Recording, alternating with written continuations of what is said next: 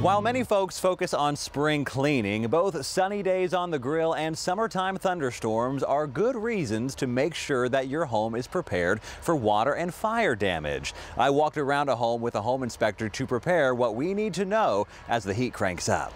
So many people walk through their house and they're blind to everything around them because they're so used to being there. From grills to stoves, sump pumps to fire extinguishers, the summer season can show just as many things from your home as spring and winter. Be preventative, then make a plan, make the corrections, and prepare yourself. Homechek Inspector Tate Kruszon says some of those preparations take us back to a familiar foe for water damage. 9 times out of 10, any water problems in your lower levels, gutters, downspouts, gratings. But it's not just the grading of your plant beds. Sidewalks can lift over time or from tree roots, pushing water back to the house. They drill the holes, they pump a mud slurry underneath and pump that sidewalk up so that it's now sloping and draining the proper direction rather than pointing and draining right at the house. Hoses of all kinds can pose problems if you're using them for the first time in late spring or early summer. Did we check our hose faucets before we start running water for extended periods of time?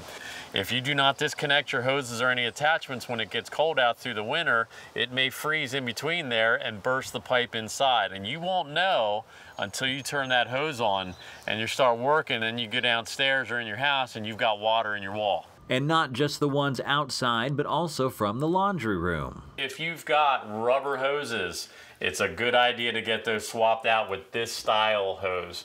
The rubber hoses are prone to bulges and bursting. As the temperatures rise, your checklist should rise to the attic as well. Poor ventilation in an attic can cause condensation problems. If we don't have the proper air circulation in your attic, your heated air from the house actually transitions or transfers to the attic space. Heat transitions to cold. It carries water vapor with it. That water vapor hits the attic, it hits the cold surfaces underneath the roof structure, condensates, and then we start getting mold mildew growth. And as you turn that air conditioner up, think about where your condensation lines are draining. If they're draining coming to the outside and dripping right at your foundation just outside the house, again, that can reflect in your basements or lower areas. Speaking of the basement, if you see staining along the base of the foundation, on the walls, in the corners, it's usually a reflection of the outside. Make sure that essential sump pump downstairs has lines outside that drain away from the foundation as well. Summertime thunderstorms can fill up a sump pump pit fast, so make sure to always have an extra one on the shelf. And if you do get water damage, have a plug-in style pump, something that can help you get the water out. Wet dry vac to help evacuate that. Fans, get your fans blowing to dry the area out. You want to make sure that we are protecting you from water and the mold spores. But on those warm, sunny days that you'll want to fire up the grill, remember to have your propane tanks pressure tested first. And of course, position the grill properly. They'll actually have these things up against their house.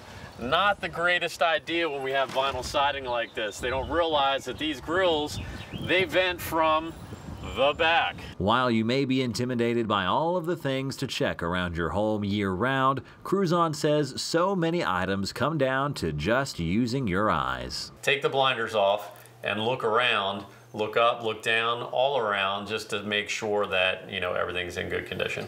Another must on your list is to check your smoke detectors with the season and consider replacing them if they are 10 years old or more.